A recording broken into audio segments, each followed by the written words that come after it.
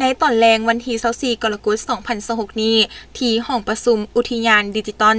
สถาบันเทคโนโลยีการสื่อสารและข้อมูลข่าวสารสหพันธ์กีฬากะต้อและซิลลอนแห่งชาติลาวได้จัดพิธีแถลงข่าวเกี่ยวกับการเกี่ยมความพร้อมในการจัดการแข่งขันกีฬากะต้อชิงแชมป์ทั่วประเทศครั้งที่1สิงขันธานรองนายกรัฐมนต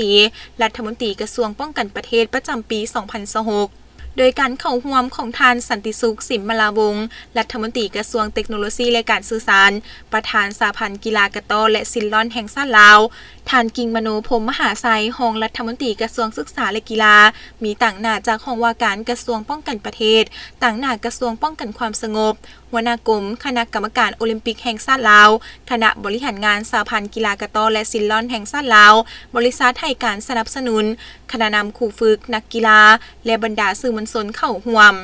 ท่านอนุสรณ์เคนกิติศักดิ์ของประธานเลขาธิการสหพันธ์กีฬากะต้อและซิลลอนแห่งชาติลาวได้รายงานในการกะเกี่ยมความพร้อมงานแข่งขันกีฬากะต้อชิงแชมป์ทั่วประเทศครั้งที่1การจัดการแข่งขันในครั้งนี้จะจัดขึ้นในระหว่างวันที่31กรกฎาคมถึงวันที่2สิงหาคม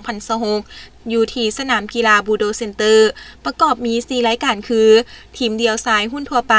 ทีมเดียวชายหุ้นอายุบ่เกิน16ปีทีมคู่หญิงหุ้นทั่วไปและทีม4คนชายหุ้นทั่วไป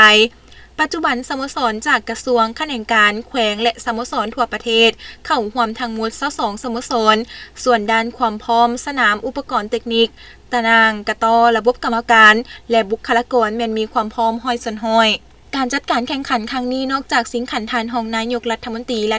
กระทรวงป้องกันประเทศแล้วยังเป็นการคัดเลือกและเกี่ยมความพร้อมให้นักกีฬาทีมชาติลาวเพื่อเข้าร่วม3รายการใหญ่ในระดับโลกและอาเซียนปี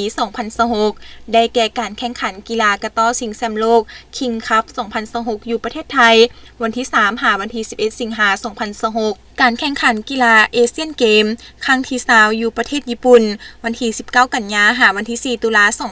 2026และการแข่งขันกีฬามหาวิทยาลัยอาเซียนครั้งที่22อยู่ประเทศมาเลเซียในเดือนธันวาคมปี2026โอกาสดังกล่าวก็ได้มอบเงินสนับสนุนจากผู้อุปถัมภ์การแข่งขันจากหลายบริษัทรวมมูลค่าหลายกว่า1.600 ล้านกีบเช่นธนาคารส่งเสริมกสิกรรมกลุ่มบริษัท AIF บริษัทลาวโทรคมนาคมบริษัทสีสันหัวมือพัฒนาสากลและภาคส่วนอื่นๆอีกจำนวนหนึ่ง